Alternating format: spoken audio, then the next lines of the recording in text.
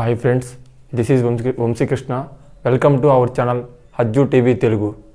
Today we discuss about strength of materials. It's useful for mechanical and civil students also. Strength of our topic, strength of materials. Topic, strength of materials. Strength of materials. Strength of materials. Strength of materials means introduction about strength of materials. Strength of materials, it deals with the behavior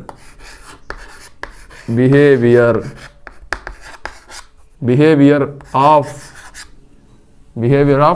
materials by applying the external force.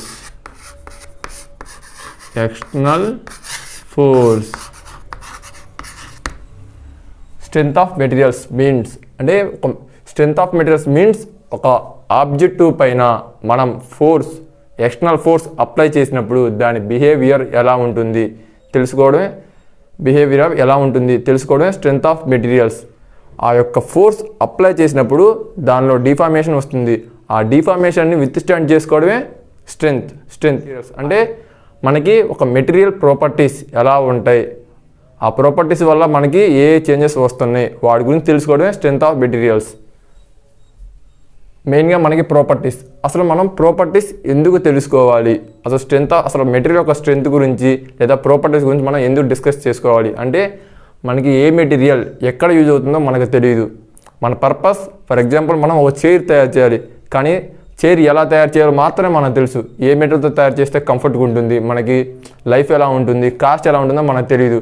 First life, cost అవన్నీ పక్కన పెడితే first దాని యొక్క strength, అంటే మనం chair తయారు చేస్తున్నాం, దానికి మనకు మెయిన్గా కావాల్సింది మన వెయిట్ని అది క్యారీ చేయాలి, అంటే దానికి స్ట్రెంగ్త్ ఉండాలి, మన వెయిట్ అది క్యారీ చేయాలి.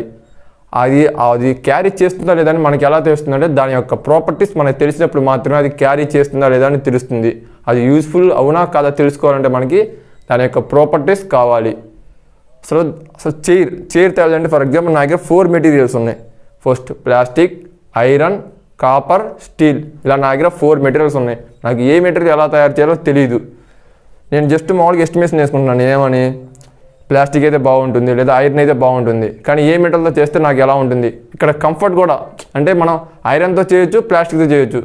ఇప్పుడు for example human weights 100 kgs అయినప్పుడు 100 kgs, ఇప్పుడు ఫస్ట్ ప్లాస్టిక్ పైన 100 kgs వెయిట్ చేసి నేను చూశాను అది విత్ స్టాండ్ చేసుకుంటుందా లేదా. నెక్స్ట్ ఐరన్ పైన చేశాను, విత్ స్టాండ్ చేసుకుంటుందా లేదా. రెండు విత్ స్టాండ్ చేసుకున్నాయి. ఇక్కడ కంఫర్ట్ కూడా ఇంపార్టెంట్. విత్ స్టాండ్ చేసుకున్న తర్వాత ప్లాస్టిక్ అయితే ఎలా ఉంటుంది, మనకి వెయిట్ ఎలా ఉంటుంది, అంటే చైర్ అనేది మూవబుల్ చైర్. ప్లాస్టిక్ అయితే ఎలా ఉంటుంది, ఓ ప్లేస్ నుంచి ఓ ప్లేస్ షిఫ్ట్ చేసుకోవడం కోసం దాని లైఫ్ ఎలా ఉంటుంది, అంటే దానికి కరోజన్ పడుతుందా లేదా, దానికి హార్డ్నెస్ ఉందా లేదా, దానికి ఏ ప్రాపర్టీస్ ఉన్నాయి, ఆ ప్రాపర్టీ వల్ల నాకు ఏమైనా ఫ్యూచర్లో డిఫెక్ట్ ఉంటుందా లేదా, అవి మొత్తం మనం తెలుసుకొని ఏదైతే కంఫర్ట్ అయిందో దాన్ని మనం యూజ్ చేసుకోవడం. అలా యూజ్ చేసుకుని కూడా ఆ కంఫర్ట్ కోసం మనం తెలుసుకోవడం కోసం ఈ స్ట్రెంగ్త్ ఆఫ్ మెటీరియల్స్ మనం చదువుకుంటాం.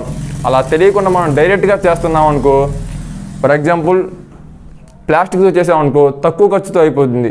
ప్లాస్టిక్ ఐరన్ నేను ఈక్వల్ అనుకున్నాను, ప్లాస్టిక్తో చేస్తే తక్కువ ఖర్చుతో అయిపోతుంది. అలా ఐరన్తో చేసామనుకో ఖర్చు ఎక్కువ అయిపోతుంది. అలానే ప్లాస్టిక్కి కరోజన్ పట్టదు, కానీ ఐరన్కి కరోజన్ పడుతుంది, అప్పుడు లైఫ్ కూడా తగ్గిపోతుంది. ఇలా తెలియకుండా మనం తప్పులు చేయడం కన్నా దాని గురించి తెలుసుకొని ఏది కంఫర్టో యూజ్ చేసుకోవడం కోసం మనం స్ట్రెంగ్త్ ఆఫ్ మెటీరియల్స్ చదువుకుంటాం. దాంట్లో మెయిన్ ప్రాపర్టీస్, మనకి కావాల్సింది మెయిన్ ప్రాపర్టీస్ అంటే లక్షణాలు. ఆ మెటీరియల్ యొక్క లక్షణం ఎలా ఉంటుంది, లోడ్ అనేది డిఫరెంట్గా యాక్ట్ అవుతుంది, టెంజైల్గా కానీ షియర్గా కానీ అలా కంప్రెసివ్గా డిఫరెంట్గా యాక్ట్ అయినప్పుడు దాని యొక్క లక్షణాలు ఎలా ఉంటాయి, ఎలా ఉంటే దాన్ని ఏ లక్షణం ఎలా అంటాము, దాని గురించి ముందు మనం తెలుసుకుందాం. First properties of materials, mechanical properties of materials. First property strength. First property strength. Strength means the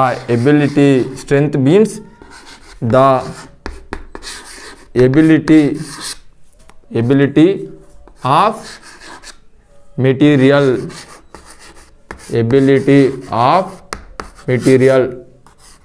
to resist the external force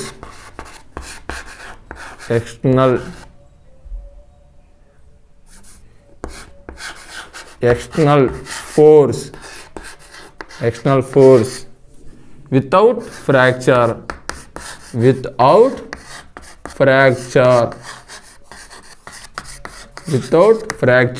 అంటే స్ట్రెంత్ అంటే మన ఒక వస్తువు పైన ఫర్ ఎగ్జాంపుల్ ఈ చాక్ పీస్ పైన లోడ్ అప్లై చేసినప్పుడు అంటే దానిపైన ఒక లోడ్ అప్లై చేసినప్పుడు అది ఆ లోడ్ని విత్ స్టాండ్ చేసుకోవాలి. అంటే ఆ మెటీరియల్ ఆ లోడ్కి బ్రేక్ అవ్వకూడదు. అలా బ్రేక్ అయిపోతే దానికి స్ట్రెంత్ చాలా తక్కువ ఉన్నట్టుగా. అలా బ్రేక్ అవ్వకుండా ఆ వస్తువు ఆ ఒక ఫోర్స్ని విత్ స్టాండ్ చేసుకుంటే దానికి స్ట్రెంత్ ఎక్కువ ఉన్నట్టుగా. స్ట్రెంత్ మీన్స్ ఫోర్స్ని విత్ స్టాండ్ చేసుకోవడం, బ్రేక్ అవ్వకుండా ఆ ఫోర్స్ని విత్ స్టాండ్ చేసుకునే ప్రాపర్టీని మనం స్ట్రెంత్ అంటాం. Next property hardness. Second property hardness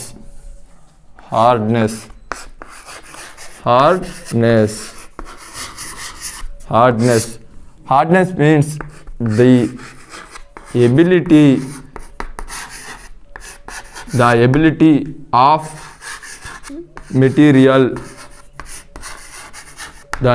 of material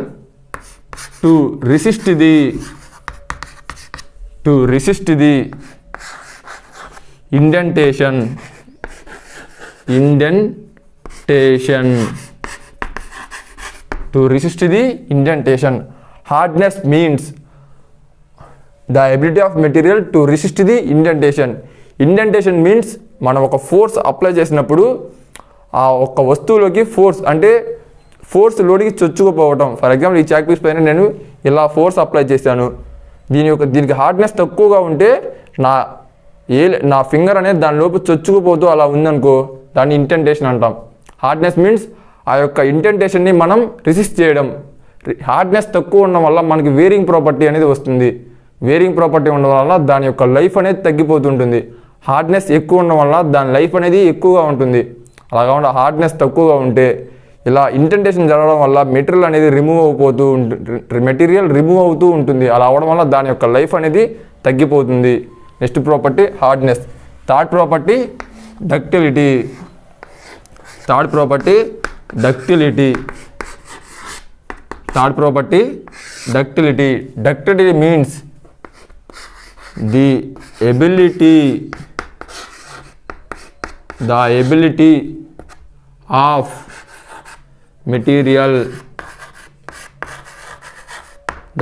of material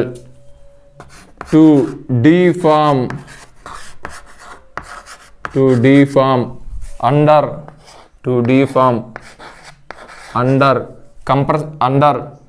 tensile load. Ductility means the ability of material to deform under tensile load.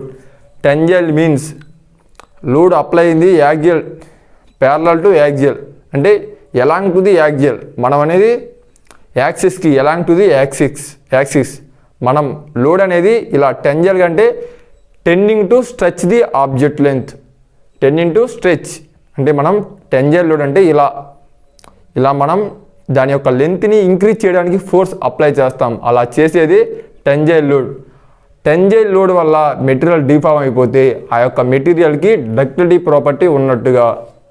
Tensile load వల్ల material deform అయిపోతే ఆ యొక్క మెటీరియల్కి డక్టిలిటీ ప్రాపర్టీ ఉంది. Ductility means the ability of material to deform under tensile load. Next property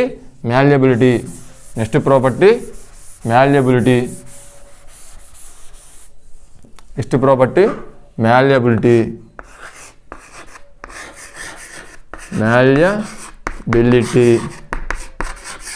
Malleability means the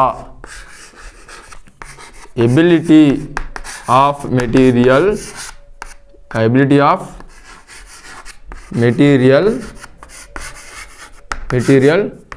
to deform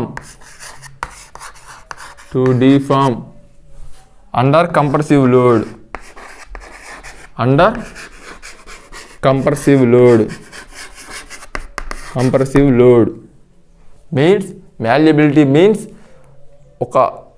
malleability means the ability of material to deform under compressive load. Compressive load means మన మెటీరియల్ని దాని యొక్క length తగ్గించడానికి apply చేసే force. అంటే object ఇలా ఉన్నప్పుడు ఇలా మనం ఫోర్స్ అనేది అప్లై చేస్తాం. ఇలా ఫోర్స్ అప్లై చేయడం వల్ల దానిలో డిఫార్మ్ వస్తే ఆ యొక్క మెటీరియల్కి malleability ప్రాపర్టీ ఉందని మనం డిసైడ్ అవుతాం. malleability means the ability of material to deform under compressive load. Next property brittle property, brittleness. Next property brittleness. Next property brittle property. Brittle property means the ability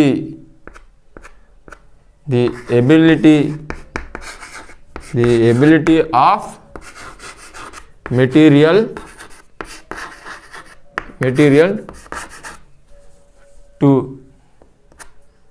to the ability of material to fracture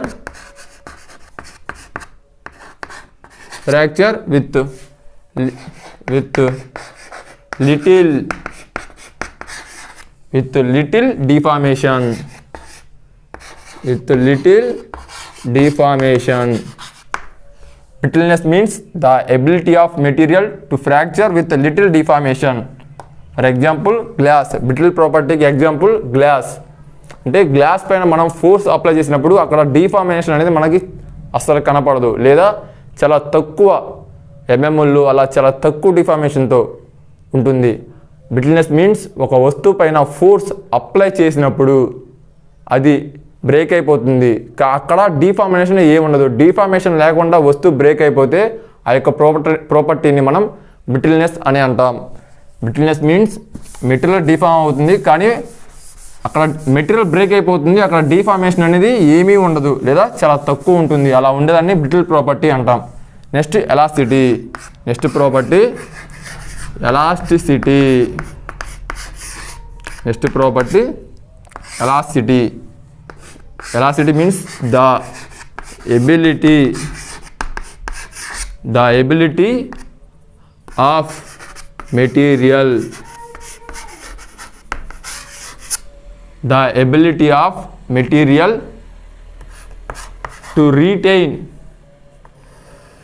to retain original shape after removing the load. After removing the load. Elasticity means ఒక వస్తువు పైన మనం load apply చేసినప్పుడు దాంట్లో deformation వస్తుంది. ఆ తర్వాత మనం కొంచెం టైం తర్వాత లోడ్ అనేది తీసేస్తే దాని యొక్క ఒరిజినల్ షేప్ని అది గెయిన్ చేస్తే ఆ యొక్క ప్రాపర్టీని మనం ఎలాస్టిసిటీ అంటాం. For example bandage, rubber. దాన్ని మనం ఫోర్స్ అప్లై చేసినప్పుడు చాలా డిస్టెన్స్ అవుతుంది. మనం ఫోర్స్ తీసేసిన తర్వాత దాని యొక్క ఒరిజినల్ షేప్ అనేది గెయిన్ చేసుకుంటుంది. ఇలా చేసుకునే ప్రాపర్టీని మనం ఎలాస్టిసిటీ అంటాం. Next property plasticity. Next property plasticity. Plasticity means the ability of material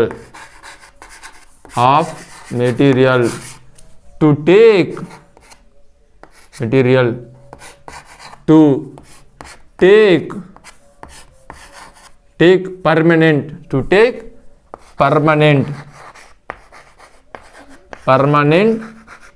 deformation.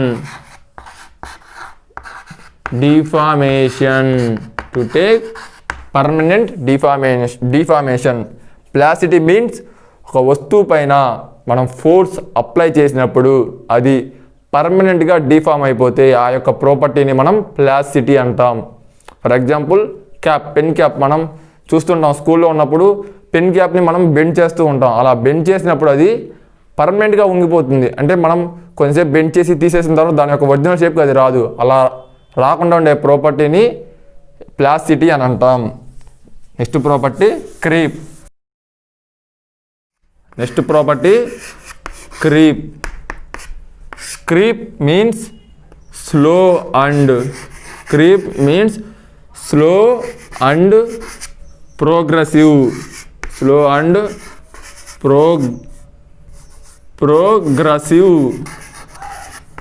progressive deformation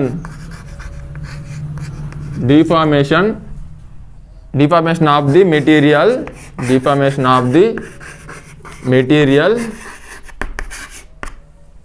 with time at constant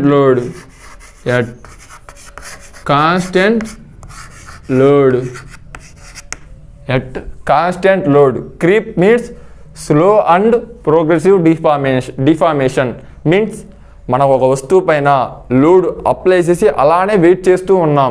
అలా వెయిట్ చేస్తున్నప్పుడు అది with time at constant load అంటే టైంతో కలిపి, అంటే టైంతో స్లోగా ప్రోగ్రెసివ్గా డిఫార్మేషన్ వస్తే ఆ యొక్క ప్రాపర్టీని క్రీప్ అంటాం. ఫర్ ఎగ్జాంపుల్, మనం ముగ్గురు హ్యూమన్స్ తీసుకొని వాళ్ళపైన సేమ్ వెయిట్ని అప్లై చేసాం.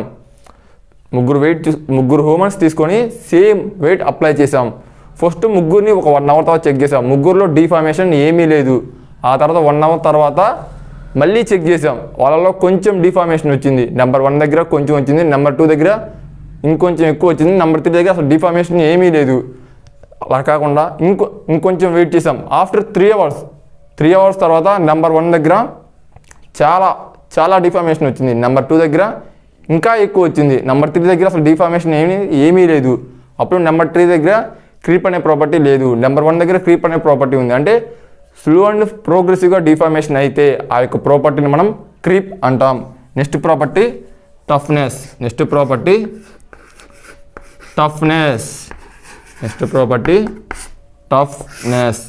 Toughness means the ability of material to store the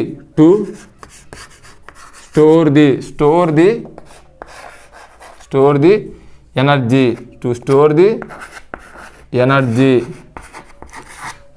before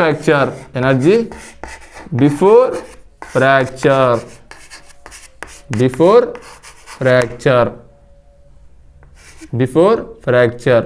Means toughness means ఒక వస్తువు పైన మనం ఫోర్స్ అప్లై చేసినప్పుడు అది కొంత టైం తర్వాత బ్రేక్ అయిపోతుంది. ఆ బ్రేక్ అయ్యే ముందు వరకు ఎంతైతే ఎనర్జీ స్టోర్ చేసుకుంటుందో అలా స్టోర్ చేసుకోవడాన్ని మనం టఫ్నెస్ అంటాం. అంటే ప్రతి ఒక్క వస్తువు పైన మనం ఫోర్స్ అప్లై చేసినప్పుడు అది సడన్గా అయితే బ్రేక్ అవ్వదు. ఎంతో కొంత దానిలో ఇంటర్నల్ స్ట్రెస్ అనేది డెవలప్ అయ్యి ఎంతో కొంత అది రెసిస్టెన్స్ చేసుకుంటుంది. అలా చేసుకోవడాన్ని మనం టఫ్నెస్ అంటాం. అంటే అది ఎంతవరకు క్యారీ అవుతుంది అలా చేయడాన్ని టఫ్నెస్ అంటాం. ప్రాపర్టీస్ ఇవి మెయిన్ మెకానికల్ ప్రాపర్టీస్. ఒకసారి మళ్ళీ డిస్కస్ చేద్దాం. ఫస్ట్ ప్రాపర్టీ స్ట్రెంగ్త్ అంటే మన ఒక వస్తువు పైన ఫోర్స్ అప్లై చేసినప్పుడు అది డిఫార్మ్ అయిపోకుండా ఉండటం. అలా డిఫార్మ్ అయిపోకుండా ఉండడాన్ని మనం స్ట్రెంగ్త్ అంటాం. Next property hardness means reach the indentation. అంటే ఆ యొక్క ఫోర్స్ని అది చొచ్చుకుపోకుండా ఇంటెంటేషన్ అవ్వకుండా అది రిస్ట్ చేస్తే దాన్ని హార్డ్నెస్ అంటాం. హార్డ్నెస్ వల్ల మనకి వేర్నెస్ అనేది చాలా తక్కువ ఉంటుంది. Next property ductility means deform under tensile load వల్ల అది డిఫార్మ్ అయిపోతే దానికి ఆ ఒక మెటీరియల్కి డక్టిలిటీ ప్రాపర్టీ ఉందని మనం డిఫైన్ చేస్తాం. నెక్స్ట్ ప్రాపర్టీ మ్యాల్యబిలిటీ మీన్స్ ఒక వస్తువు కంప్రెసివ్ ఫోర్స్ వల్ల డిఫార్మ్ అయిపోతే అది మ్యాల్యబిలిటీ. నెక్స్ట్ ప్రాపర్టీ బ్రిటిల్నెస్ మీన్స్ వస్తువు బ్రేక్ అయిపోతుంది కానీ అక్కడ మనకి డిఫార్మేషన్ అనేది చాలా తక్కువ ఉంటుంది, లేదా డిఫార్మేషన్ లేకుండా బ్రేక్ అయిపోతుంది. అలా ఉంటే అది brittle property. Next elasticity means ఒక వస్తువు పైన ఫోర్స్ అప్లై చేసినప్పుడు అది డిఫార్మ్ అయిపోతుంది కానీ ఫోర్స్ అనేది తీసేసిన తర్వాత దాని యొక్క ఒరిజినల్ షేప్కి వస్తే దాన్ని ఎలాసిటీ ప్రాపర్టీ అంటాం. నెక్స్ట్ ప్లాసిటీ మీన్స్ పర్మనెంట్గా డిఫార్మ్ అయిపోతే, అంటే ఫోర్స్ అప్లై చేసాం, ఫోర్స్ తీసిన తర్వాత అది ఒరిజినల్ షేప్ రాకుండా పర్మనెంట్గా డిఫార్మ్ అయిపోతుంది. అలా డిఫార్మ్ అయిపోవడాన్ని మనం ప్లాసిటీ అంటాం. నెక్స్ట్ ప్రాపర్టీ క్రీప్ అంటే ఒక వస్తువు పైన కాన్స్టెంట్ లోడ్ అప్లై చేసి అది టైంతో వేరీ అవుతూ ఉంటే, కాన్స్టెంట్ లోడ్ అప్లై చేసాం, టైంతో డిఫార్మేషన్ వస్తూ ఉంటే అలా రావడాన్ని క్రీప్ అంటాం. Next property toughness means break అయ్యే ముందు వరకు ఎంతైతే ఎనర్జీ స్టోర్ చేసుకుంటుంది దాన్ని టఫ్నెస్ అంటాం. ఇవి ప్రాపర్టీస్ ఆఫ్ మెటీరియల్. నెక్స్ట్ మనకి మెయిన్గా స్ట్రెంత్ ఆఫ్ మెటీరియల్స్లో కావాల్సింది స్ట్రెస్, స్ట్రెయిన్. ఎందుకంటే ఫోర్స్ అప్లై చేసినప్పుడు దాని ఇంటర్నల్లో సమ్ రెసిస్టెన్స్ వస్తుంది, దాన్ని స్ట్రెస్ అంటాం. అలా కాకుండా దానిలో వచ్చే డైమెన్షన్స్ ఆఫ్ చేంజెస్, దానిలో వచ్చే డైమెన్షన్ చేంజ్ని మనం స్ట్రెయిన్ అంటాం. మనం స్ట్రెస్ గురించి డిస్కస్ చేద్దాం. First one stress.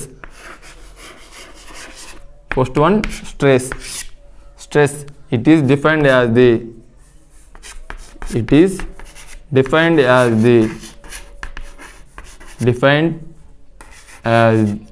as load per unit area of cross section. Load per unit area of cross section. Stress means మనం ఒక ఆబ్జెక్టివ్ పైన ఫోర్స్ అప్లై చేసినప్పుడు దానిలో ఖచ్చితంగా ఎంతో కొంత ఇంటర్నల్ రెసిస్టెన్స్ అనేది ఉంటుంది. అంటే ఒక వస్తువు పైన ఫోర్స్ అప్లై చేసినప్పుడు ఒక unit of area of cross సెక్షన్లో యూనిట్ ఏరియా ఆఫ్ క్రాస్ సెక్షన్లో ఎంత అయితే ఫోర్స్ అప్లై చేస్తున్నామో దాన్ని స్ట్రెస్ అంటాం. ఒక యూనిట్ ఏరియా ఆఫ్ క్రాస్ సెక్షన్లో ఫోర్స్ ఎంతైతే అప్లై చేస్తున్నామో దాన్ని స్ట్రెస్ అని అంటాం. మన స్ట్రెస్ని సిగ్మాతో ఇండికేట్ చేస్తాం.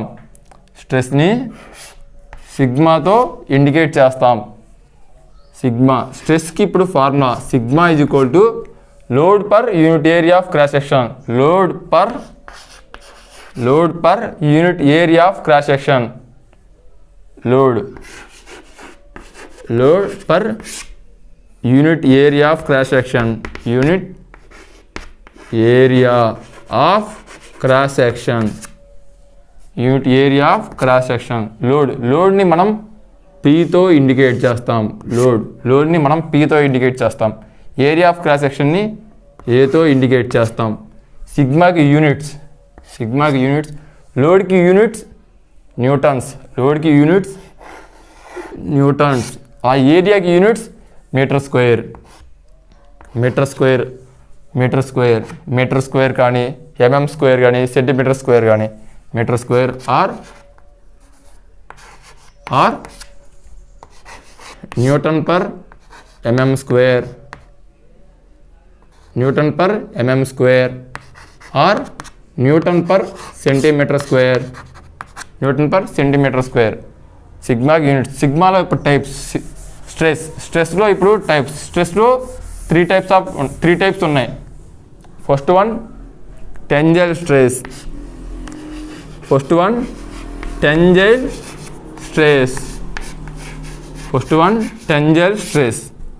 సిగ్మాలో త్రీ టైప్స్ ఉన్నాయి. First one tensile stress means tending to stretch the objective. అంటే ఫోర్స్ అనేది మనం ఆబ్జెక్ట్ని స్ట్రెచ్ చేయడానికి ఉపయోగిస్తే దానివల్ల వచ్చే స్ట్రెస్ని టెంజైల్ స్ట్రెస్ అంటాం. Tensile stress means tending to stretch the objective. Force అనేది మనం ఎలాంగ్ ది యాక్సిస్ అప్లై చేస్తాం. ఫర్ ఎగ్జాంపుల్ ఇదే ఆబ్జెక్టివ్ అంటే ఎలాంగ్ ది యాక్సిస్ ఇలా ఫోర్స్ అప్లై చేసినప్పుడు ఆ ఫోర్స్ అనేది ఆబ్జెక్టివ్ని మనం లెంత్ ఇంక్రీజ్ చేయడానికి అంటే టెండింగ్ టు స్ట్రెచ్ అంటే దాన్ని స్ట్రెచ్ చేయడానికి ఫోర్స్ అప్లై చేస్తే అలా చేయడం వల్ల వచ్చే స్ట్రెస్ని టెంజైల్ స్ట్రెస్ అని అంటాం. First one tensile stress. Next one compressive stress. Next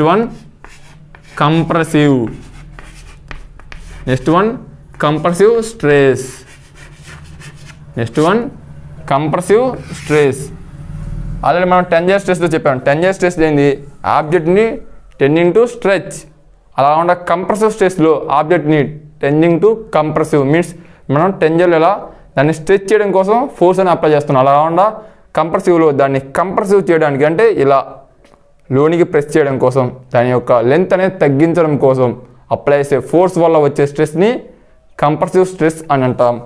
third one shear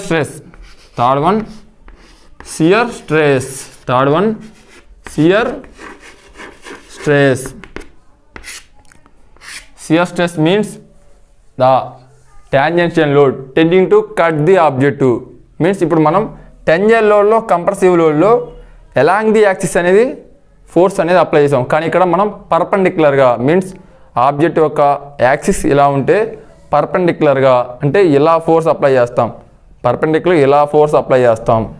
కానీ మనం టెంజెంట్లో కంప్రెసివ్లో యాక్సిస్కి ఎలాంగ్ ది యాక్సిస్ అప్లై చేస్తాం. ఇక్కడ టాంజెన్షియల్ లోడ్ వల్ల మనం ఆబ్జెక్టివ్ పైన అప్లై చేసే ఫోర్స్ వల్ల వచ్చే స్ట్రెస్ని షియర్ స్ట్రెస్ అని అంటాం. దాని ఒక డయాగ్రామ్ ఇలా,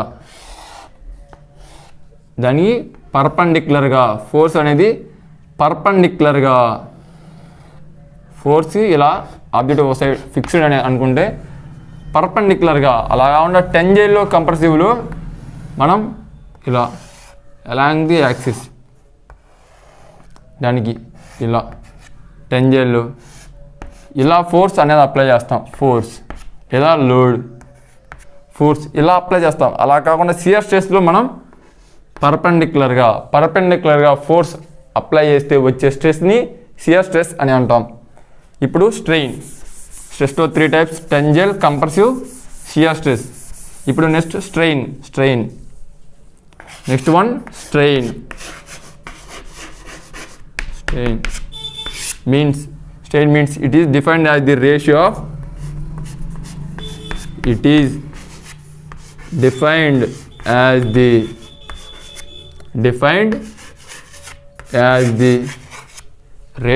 of defined as the ratio of changing dimensions to changing dimensions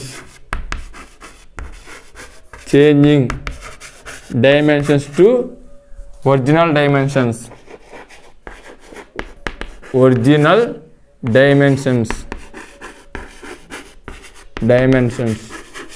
అంటే స్ట్రెయిన్ అంటే మనం ఒక ఫోర్స్ అప్లై చేయడం వల్ల ఒక వస్తువు పైన ఒక ఆబ్జెక్టివ్ పైన మనం ఫోర్స్ అప్లై చేస్తే దాని యొక్క డైమెన్షన్స్ చేంజ్ అవుతాయి.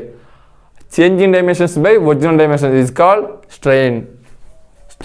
స్ట్రెయిన్కి ఒక ఫార్ములా, స్ట్రెయిన్ని ఈతో ఇండికేట్ చేస్తాం. Strain changing dimensions by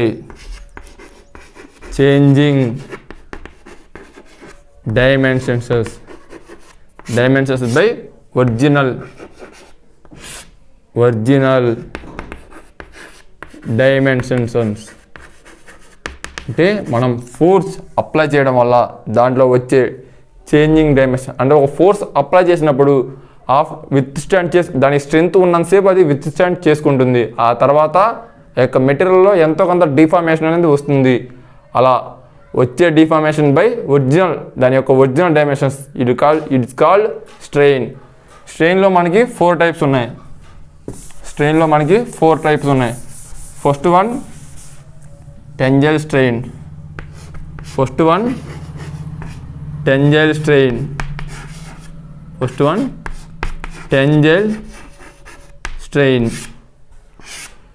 టెంజెంట్ force apply చేసినప్పుడు అంటే మనం టెంజెంట్ ఫోర్స్ అప్లై చేసినప్పుడు దాని యొక్క లెంత్ అనేది టెంజెంట్ అంటే అలాంగ్ ది యాక్సిస్ అలా అప్లై చేసినప్పుడు దాని యొక్క డైమెన్షన్స్ చేంజ్. అంటే ఫర్ ఎగ్జాంపుల్ లెంత్ ఇప్పుడు ఇలా ఫోర్స్ అప్లై చేసినప్పుడు దాని యొక్క లెంత్ చేంజ్ అయిపోతుంది. అలా టెంజెంట్ ఫోర్స్ అప్లై చేయడం వల్ల వచ్చే స్ట్రెయిన్ని టెంజెంట్ స్ట్రెయిన్ అంటాం. దాని యొక్క ఫార్ములా చేంజింగ్ లెంత్ అంటే టెంజెంట్ ఫోర్స్ అప్లై చేయడం వల్ల లెంత్ అనేది చేంజ్ అయిపోతుంది.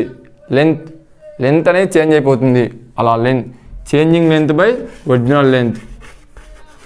Changing length by original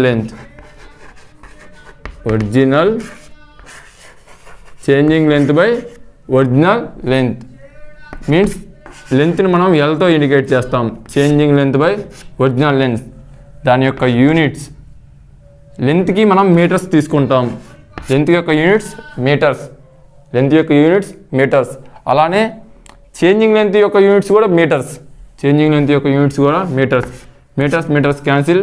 స్ట్రెయిన్కి units అనేవి ఏముండవు. ఇప్పుడు టెంజెంట్ స్ట్రెయిన్ అయినా, షియర్ స్ట్రెయిన్ అయినా, కంప్రెసివ్ స్ట్రెయిన్ అయినా యూనిట్స్ అనేవి ఏముండవు. ఎందుకంటే changing dimensions by original dimensions. అక్కడ లెంత్ కానీ విడ్త్ కానీ ఏదైనా ఒకే పొజిషన్ తీసుకుంటున్నాం. అంటే ఒక లెంత్ యొక్క యూనిట్స్ కానీ, విడ్త్ యొక్క యూనిట్స్ కానీ, బ్రెత్ యొక్క యూనిట్స్ కానీ అన్నీ same. Changing dimensions by original dimensions తీసుకున్నాం అంటే యూనిట్ క్యాన్సిల్ అయిపోతాయి. అక్కడ యూనిట్స్ అనేవి మనకి ఏముండవు స్ట్రెయిన్లో. టెన్జైల్ స్ట్రెయిన్, టెన్జైల్ ఫోర్స్ వల్ల వచ్చే స్ట్రెయిన్ని టెన్జైల్ స్ట్రెయిన్ అని అంటాం. Next one compressive strain. Next one compressive. Next one compressive strain. Next one compressive strain. Compressive strain means compressive force వల్ల, అంటే ఒక వస్తువు పైన మనం కంప్రెసివ్ ఫోర్స్ అప్లై చేసినాం అంటే ఫర్ ఎగ్జాంపుల్ ఇలా కంప్రెసివ్ ఫోర్స్ అప్లై చేసినప్పుడు దానిలోనే ఎంతో కొంత డైమెన్షన్ చేంజ్ అని ఉంటుంది. అలా ఉండటం వల్ల వచ్చేదాన్ని కంప్రెసివ్ స్ట్రెయిన్ అని అంటాం. కంప్రెసివ్ స్ట్రెయిన్ అని అంటాం. Next one shear strain. Next one shear strain.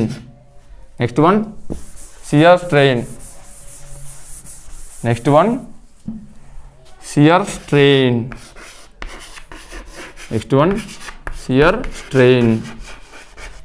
Shear strain means shear force. అంటే మనం షియర్ స్ట్రెస్ కానీ స్ట్రెయిన్ కానీ ఉన్నప్పుడు మనం షియర్ ఫోర్స్ అంటే పర్పెండిక్యులర్గా ఫోర్స్ అనేది అప్లై చేస్తాం. పర్పెండిక్యులర్గా ఫోర్స్ అప్లై చేస్తాం. పర్పెండిక్యులర్గా ఫోర్స్ అప్లై చేస్తాం. ఫర్ ఎగ్జాంపుల్ ఈ సైడ్ ఫిక్స్ అయినప్పుడు ఫోర్స్ అనేది perpendicular to axis force apply చేసాం. దాని యొక్క డైమెన్షన్స్ చేంజ్. ఇప్పుడు ఈ ఫోర్స్ వల్ల అది ఎలా ఎలాంగేషన్ అయింది అంటే ఫర్ ఎగ్జాంపుల్ ఇలా ఎలాంగేషన్ అయింది అంటే దాని యొక్క సైజ్ ఇలా చేంజ్ అయింది. దాని యొక్క సైజ్ అనేది ఇలా చేంజ్ అయింది. దాని యొక్క ఒరిజినల్ యాక్సిస్ని మనం ఏగా తీసుకుంటే దాని యొక్క చేంజింగ్ డైమెన్షన్స్ బి నుంచి బి డాష్ వరకు చేంజ్ అయిపోయింది. ఫోర్స్ వల్ల ఆబ్జెక్టు దాని యొక్క పొజిషన్ బి నుంచి బి డాష్కి దాని యొక్క పొజిషన్ అనేది చేంజ్ అయింది. దాని యొక్క యాంగిల్ని పై అనుకుంటే shear strain pi is equal to shear strain is equal to shear strain is equal to దాని యొక్క చేంజింగ్ డైమెన్షన్స్ ఎంత చేంజ్ అయింది బి డాష్ టు దాని యొక్క original position B. For example ఇది ఎక్స్ అని అనుకుంటే దాని యొక్క చేంజింగ్ డైమెన్షన్ ఎక్స్ అనుకుంటే ఒరిజినల్ వై అనుకుంటే shear strain is equal to X by Y. మనం షియర్ ఫోర్స్ అంటే పర్పెండిక్యులర్గా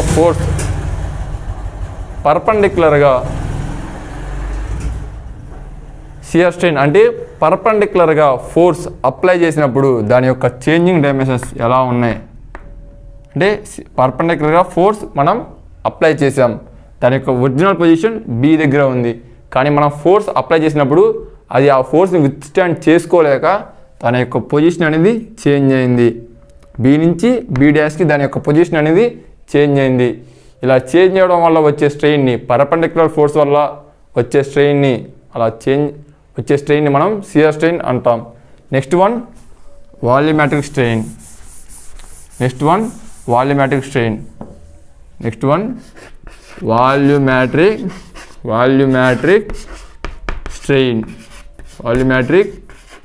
strain. Volumetric strain means it is defined as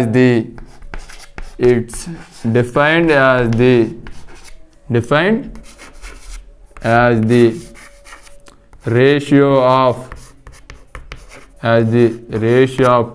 changing volume to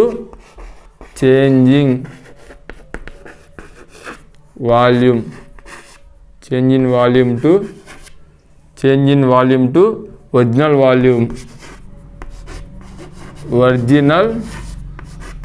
volume. Change in volume to original volume means దాని యొక్క formula changing volume మనం వీతో indicate చేస్తాం. వాల్యూమ్ని వీతో indicate చేస్తాం. Changing volume to original volume యొక్క diagram. For example original object ఇలా ఉంది. ఇది ఒరిజినల్ ఆబ్జెక్టివ్. దానిపైన మనం ఫోర్స్ అనేది ఇక్కడ ఫోర్స్ అప్లై చేసాం. ఫోర్స్ అప్లై చేయడం వల్ల దాని యొక్క డైమెన్షన్స్ ఇలా చేంజ్ అయితే దాని యొక్క డైమెన్షన్స్ చేంజ్ అయిపోతాయి. ఆ యొక్క ఆబ్జెక్టివ్కి స్ట్రెంత్ తక్కువ ఉండడం వల్ల మనం అప్లై చేసే ఫోర్స్ వల్ల దాని యొక్క డైమెన్షన్స్ ఖచ్చితంగా చేంజ్ అవుతాయి. ఎంతైతే విత్ స్టాండ్ చేసుకుంటుందో అంతవరకు అది విత్ స్టాండ్ చేసుకుంటుంది. ఆ తర్వాత దాని యొక్క డైమెన్షన్స్ దాని యొక్క షేప్ అనేది ఎంతో కొంత చేంజ్ వస్తుంది. అంటే ఒక ఆబ్జెక్ట్ వాల్యూమ్, ఇక్కడ మనం వాల్యూమ్ కన్సిడర్ చేసుకుంటున్నాం. ఇది దాని ఒరిజినల్ వాల్యూమ్, ఒరిజినల్ వాల్యూమ్ ఇది. ఇలా మనం ఇక్కడ ఒక ఫోర్స్ అప్లై చేయడం వల్ల, ఫర్ ఎగ్జాంపుల్ ABCD, దాని ఫోర్స్ అప్లై చేయడం వల్ల ఇది దాని ఒరిజినల్ సైజ్ అని అనుకోండి. ఇంత వాల్యూమ్ అనేది మనకి డిఫరెన్స్ వచ్చింది. దాని యొక్క స్ట్రెంత్ తక్కువ వల్ల మనకి ఇంత అనేది డిఫరెన్స్ వచ్చింది. ఇంత అనేది మనకి డిఫరెన్స్ వచ్చింది. ఆ యొక్క volumetric strain means changing volume by original volume. మన ఫోర్స్ అప్లై చేయడం వల్ల ఎంత వాల్యూమ్ చేంజ్ అయింది, changing volume to original volume is called volumetric strain. మన స్ట్రెయిన్లో 4 టైప్స్, స్ట్రెయిన్లో 4 types. First one tensile strain, next one compressive strain, third one shear strain, fourth one volumetric strain. ఇప్పుడు మనం ఒక ఎగ్జాంపుల్ ఇప్పుడు దాకా మనం జస్ట్ థియరిటికల్గా మాట్లాడుకున్నాం.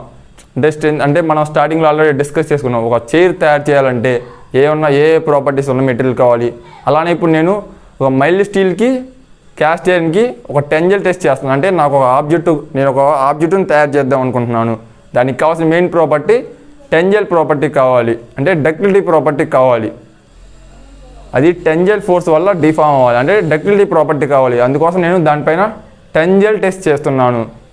నేను తీసుకున్న objects mild steel and cast iron, దానికి టెన్జైల్ టెస్ట్ చేస్తున్నాను. నాకు డక్టిలిటీ ప్రాపర్టీ ఉన్న మెటీరియల్ నాకు అవసరం, అందుకని టెన్జైల్ టెస్ట్ చేస్తున్నాను. ఇప్పుడు మనం దాని యొక్క కాంపోజిషన్ కూడా మనం ఎందుకు డిస్కస్ చేసుకుంటున్నాం అంటే, కాంపోజిషన్ వల్ల దాని యొక్క ప్రాపర్టీస్ కూడా ఖచ్చితంగా చేంజ్ అయిపోతాయి.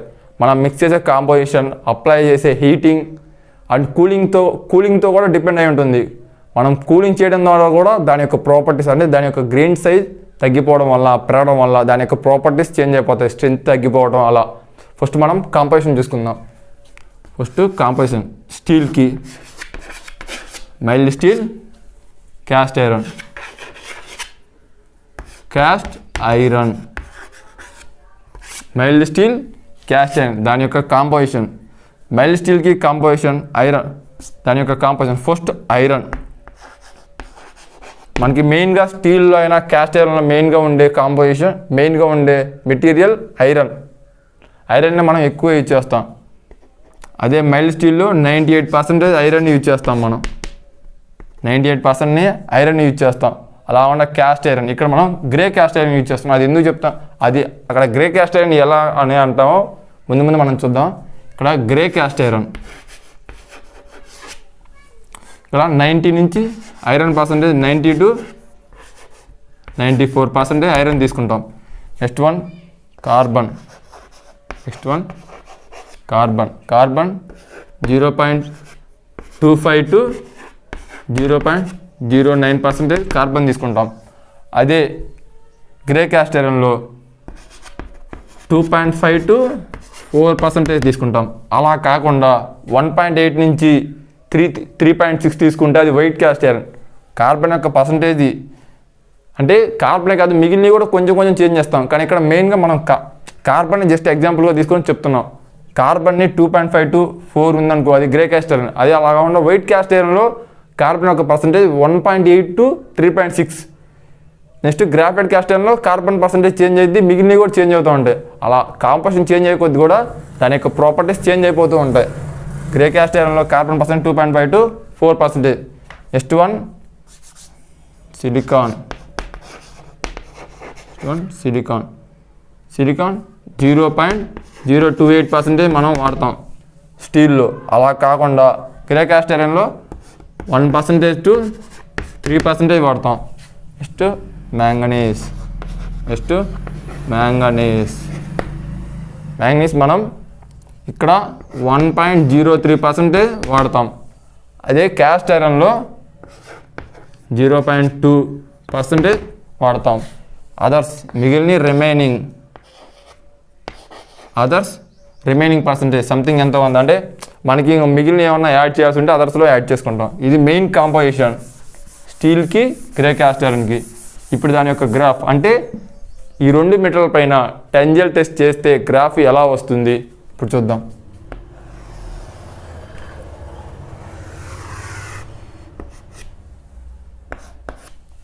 Sigma x axis strain, y axis sigma. ఇది steel, mild steel, cast iron, grey cast iron దాని యొక్క గ్రాఫ్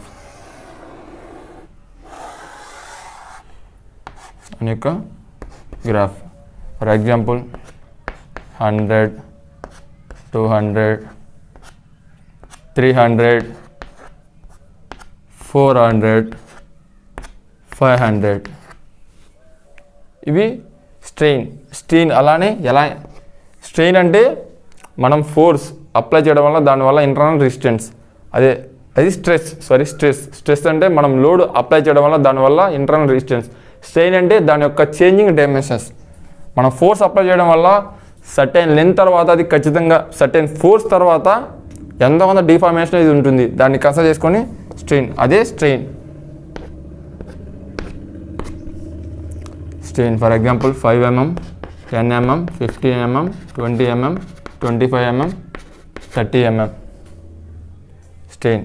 అలానే క్యాస్ట్ ఐరన్ కూడా 100, 200, 300, 400, 500 స్ట్రెస్. ఇక్కడ strain changing dimensions 5 mm, 10 mm, 15 mm, 20 mm, 25 mm strain. X axis, y axis. Graph స్టీల్కి tensile test చేయడం వల్ల graph ఎలా వస్తుంది? గ్రాఫ్ అనేది ఎలా ఉంటుందంటే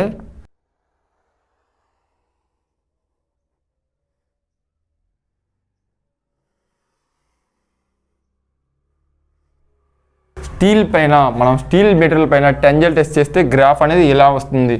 దీంట్లో points, first one proportional limit, first point. Second point elastic limit. Third point yield point. Next one ultimate strength. Fourth one ultimate strength. Fifth one fracture. అలానే క్యాస్ట్ ఐరన్కి దాని యొక్క గ్రాఫ్ ఇలా ఉంటుంది. First one breaking point, 1, 2 breaking point. ఇప్పుడు graphs steel పైన టెంజల్ test చేయడం వల్ల graph అనేది ఎలా వస్తుంది? ఫస్ట్ పాయింట్ స్టీల్, ఇదే ఫర్ ఎగ్జాంపుల్ స్టీల్ కాంపౌండ్ ఉంటే దానిపైన నేను ఫోర్స్ అనేది అప్లై చేశాను. సర్టెన్ లెంత్ వరకు స్ట్రెయిన్ అనేది ప్రపోర్షనల్గా ఉన్నాయి. నా యొక్క లోడ్కి స్ట్రెస్ స్ట్రెయిన్ ప్రపోర్షనల్గా ఉంటాయి. ఈ proportional point up to proportional point వరకు స్ట్రెస్ ఎంత అవుతుందో దాన్ని బట్టే స్ట్రెయిన్ అనేది ఉంటుంది. Next one elastic limit. First point proportional limit. First point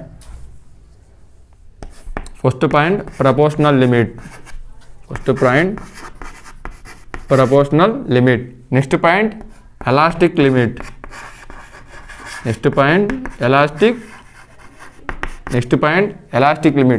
elastic limits already మనం చేసాం. ఎలాస్టిక్ ప్రాపర్టీ అంటే ఏంది?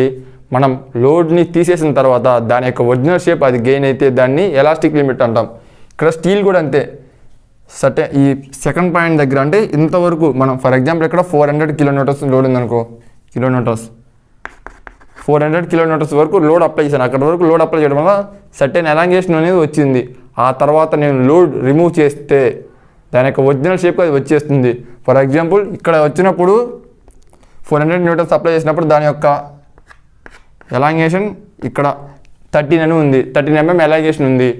అంటే దాని యొక్క ఎలాంగేషన్ 13. దాని యొక్క original shape for example original shape 100 mm, elongation 13 mm వచ్చింది. ఇప్పుడు దాని యొక్క సైజ్ 113. నేను లోడ్ తీసేసిన తర్వాత దాన్ని చెక్ చేస్తే దాని యొక్క ఒరిజినల్ సైజ్ అనేది అది వచ్చేస్తుంది. ఇప్పుడు ఒకవేళ ఫర్ ఎగ్జాంపుల్ ఇక్కడ లోడ్ తీసేసి దాన్ని చెక్ చేస్తే 100 mm దాని ఒరిజినల్ షేప్కి అది రీటర్న్ అయిపోతుంది.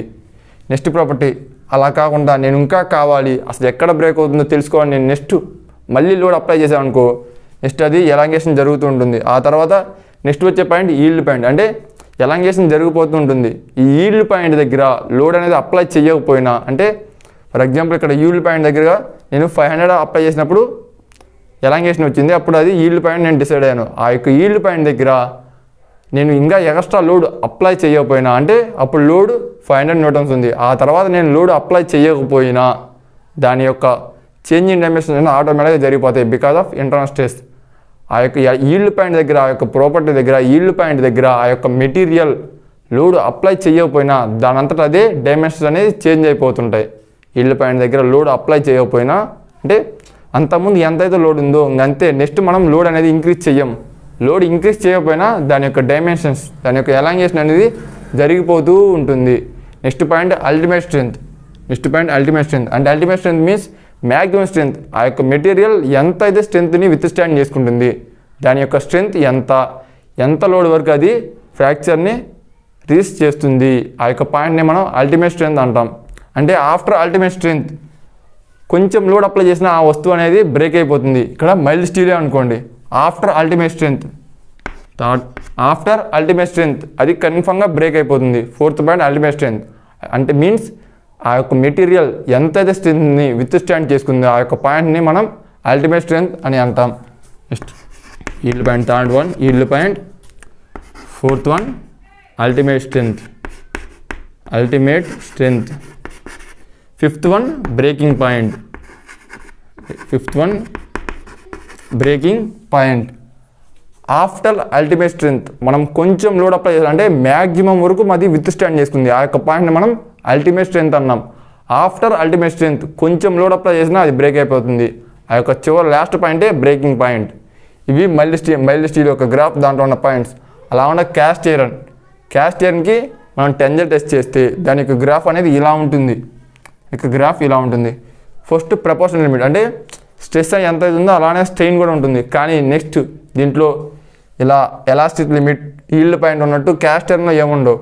విత్ మ్యాక్సిమం ఎంతైతే విత్ స్టాండ్ చేసుకుంటుందో అంత డైరెక్ట్గా అది విత్ స్టాండ్ చేసుకుంటుంది. అంటే డిఫార్మేషన్ అనేది ఏముండదు, డిఫార్మేషన్ తక్కువ ఉంటుంది. ఎంతైతే విత్ స్టాండ్ చేసుకోవాలో అంత విత్ స్టాండ్ చేసుకుంటుంది. ఇక్కడ క్యాస్ట్ ఐరన్లో డిఫార్మేషన్ చాలా తక్కువ. ఇక్కడ మనం మైల్డ్ స్టీల్లో గ్రాఫ్ ఇలా చూసాం, డిఫార్మేషన్ కూడా మనం అప్లై చేసే లోడ్కి డిఫార్మేషన్ కూడా చేంజ్ అవుతుంది. కానీ ఇక్కడ అలా కాదు, డిఫార్మేషన్ చాలా మైల్డ్ స్టీల్తో పోల్చుకుంటే డిఫార్మేషన్ చాలా తక్కువ.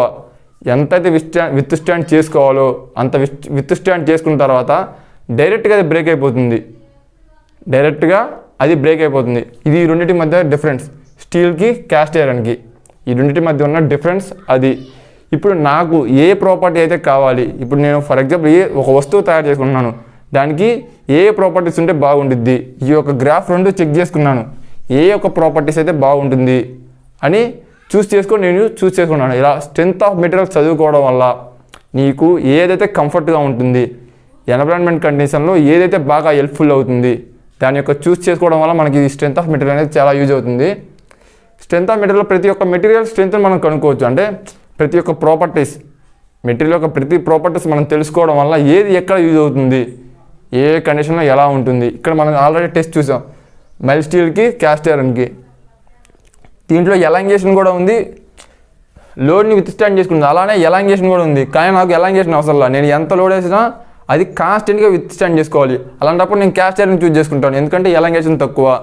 ఫర్ ఎగ్జాంపుల్ నేను ఒక చిన్న ప్లేస్లో ఒక మెటీరియల్ని ఉంచాలి, అంటే పైనుంచి వచ్చే ఫోర్స్ని అపోజ్ చేయడం కోసం ఒక మెటీరియల్ పెట్టాలి. అలాంటప్పుడు నేను క్యాస్ట్ ఐరన్ చూస్ చేసుకున్నాను అనుకో, అక్కడ డిఫార్మేషన్ ఏమి ఉండదు, అది విత్ స్టాండ్ చేసుకుంటుంది. అలా కాకుండా నాకు అప్లై చేసే ఫోర్స్కి డిఫార్మేషన్ కూడా ఉండాలి అనుకున్నాం అనుకో, మైల్డ్ స్టీల్ యూజ్ చేసుకుంటాం.